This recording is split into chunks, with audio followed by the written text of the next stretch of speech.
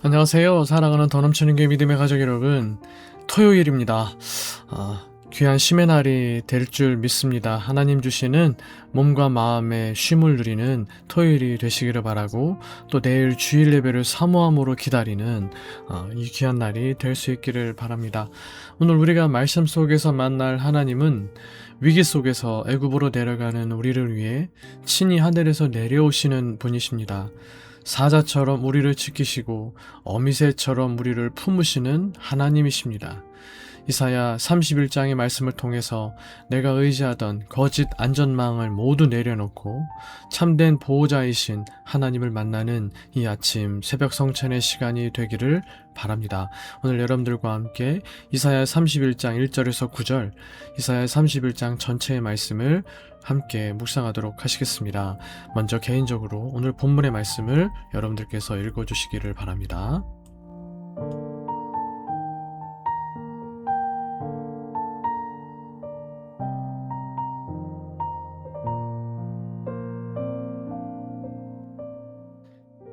네, 오늘 먼저 매일 성경 순을 중심으로 해서 오늘 본문 말씀 전체의 내용을 살펴보도록 하겠습니다.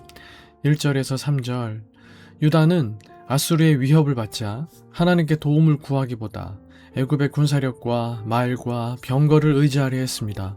눈앞에 보이는 강한 군대가 하나님보다 더 현실적으로 느껴졌기 때문입니다. 정작 그 힘을 주관하시는 이스라엘의 거룩하신 분은 바라보지 않았던 것입니다. 그러나 하나님께서는 애굽 사람은 그저 사람일 뿐이며 그들의 군마도 고깃덩이에 불과하다고 말씀하십니다. 애굽은 아무리 강해 보여도 결국 사람의 힘일 뿐이며 말과 병거도 하나님의 능력 앞에서는 아무것도 아니다라는 것입니다. 하나님께서 손을 펴시는 순간 돕는 자와 도움을 받는 자가 함께 넘어져 멸망하게 될 것입니다. 4절에서 5절, 심판의 경고 속에서도 하나님의 사랑은 치밀합니다. 목자들이 아무리 소리를 질러도 먹이를 놓치지 않는 용맹한 사자처럼 하나님은 어떤 세상 세력에도 굴하지 않고 시온산, 즉 유다를 굳건히 지키실 것입니다. 먹이를 사수하는 사자의 용맹함으로 시온을 위하여 싸우시겠다고 하시는 것입니다. 또한 어미새가 날개를 펴서 둥지의 새끼들을 보호하듯이 유다를 따뜻하고 세심하게 감싸 안아 구원하시겠다고 하십니다. 새끼를 덮는 어미새의 사랑과 세밀함으로 예루살렘을 지키시겠다고 약속하시는 것입니다. 6절에서 7절, 이 압도적이고 세밀한 보호 아래 유다가 할 일은 단 하나, 우상을 내던지는 즉각적인 회개입니다. 이 위기 상황에서 유다가 진짜 해야 할 일은 애굽으로 달려가는 것이 아니라, 애굽으로 내려가는 것이 아니라 손으로 만들어 쥐고 있던 우상을 버리고 하나님께로 돌아와 하나님과의 관계를 회복하는 것입니다. 8절로 9절, 유다가 모든 수단을 버리고 하나님께 돌아올 때 그들을 압박하던 아수르는 사람의 칼이 아닌 거룩하신 하나님의 칼에 쓰러지며 시온에 불을 두신 여호와 하나님의 심판 앞에 완전히 녹아내릴 것입니다. 유다가 그토록 두려워했던 대적의 불길은 결국 예루살렘을 지키시는 하나님의 불꽃 앞에 소멸할 것입니다. 이와 같은 오늘 본문 말씀의 내용을 통해서 먼저 하나님은 어떤 분이신지를 우리 함께 나누고 말씀의 은혜를 나눠보려고 합니다. 하나님은 자기 백성을 사자처럼 지키시고 어미새처럼 품으십니다. 그러니 아수르 같은 대적을 두려워하지 말고 애굽 같은 헛된 도움도 구하지 마십시오. 막강한 군대를 가진 애굽도 결국 사람의 힘일 뿐 영원하신 하나님의 능력을 대신할 수 없습니다. 말씀의 통치보다 강력한 전략은 없고 하나님의 임재보다 확실한 도움도 없습니다. 오늘 거짓 안전을 주는 자기만의 수단이 있다면 그것이 우리의 애굽일 수 있습니다. 애굽에 손을 놓고 하나님의 손을 붙잡는 것이 가장 현명한 선택입니다. 적용, 나는 위기 앞에서 하나님보다 더 의지하는 애굽을 가지고 있지는 않습니까? 내가 하나님보다 더 안전하다고 믿고 붙들고 있는 것은 무엇입니까? 눈에 보이는 힘이 아무리 강해 보여도 하나님의 능력을 대신할 수 없습니다. 오늘 내가 의지하는 애굽을 내려놓고 나를 지키시는 하나님의 손을 붙듭시다. 세상이 제시하는 거짓 안전망을 하나님보다 우선시하는 실수를 멈추고 말씀과 하나님의 임재를 삶의 최우선 전략으로 삼읍시다. 1절에서 4절, 유다가 도움을 청하러 애굽으로 내려갈 때 하나님은 유다를 돕기 위해 예루살렘에 강림 내려오십니다. 하나님은 자기 백성을 향해 이렇듯 내려오시는 분이십니다. 요나를 찾기 위해 배 밑층까지 내려가셨고 우리를 구하기 위해 하늘의 높은 보좌를 버리시고 낮과 낮은 이 땅으로 내려오셨습니다. 우리의 구원은 스스로 획득하려는 우리의 내려감이 아니라 우리를 하늘로 올리실 때까지 지속되는 하나님의 내려오심으로 이루어집니다.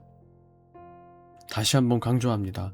우리의 구원은 우리 스스로 획득하려는 우리의 내려감이 아니라 우리를 하늘로 올리실 때까지 지속되는 하나님의 내려오심으로 이루어집니다. 적용. 내 힘으로 위기를 극복해 보려고 하나님과 상관없이 혼자 애쓰며 달려가고 있는 영역은 어디입니까? 하나님은 멀리서 우리의 고통을 바라보시는 분이 아니라 우리를 구원하시기 위하여 친히 내려오시는 분이십니다.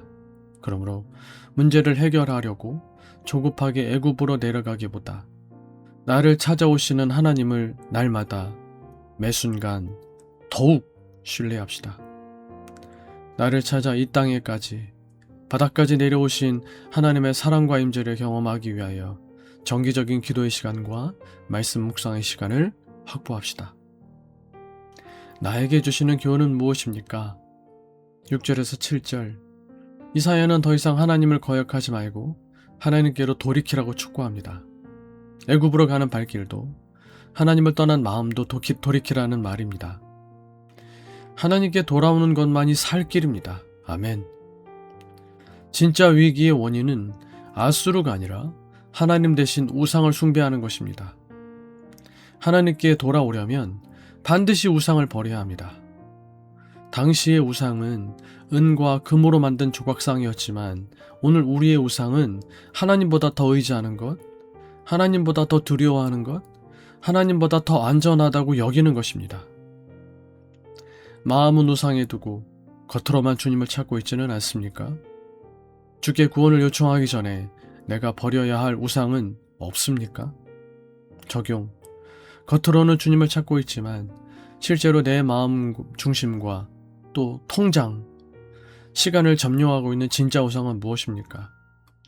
주님의 도우심을 구하기 전 하나님께 온전히 돌아가기 위하여 내가 결단하여 잘라내고 던져버려야 할 습관이나 잘못된 애착은 무엇입니까? 하나님께 돌아온다는 것은 단순히 하나님을 다시 찾는 것이 아니라 하나님보다 더 의지했던 우상을 버리는 것입니다.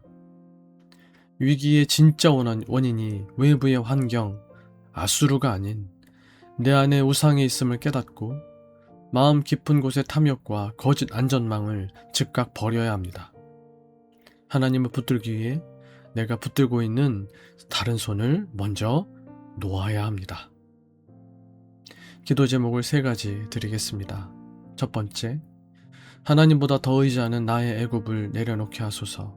헛된 도움을 구하지 않고 강하고도 섬세하신 주님의 돌보심을 잠잠히 기다리게 하소서.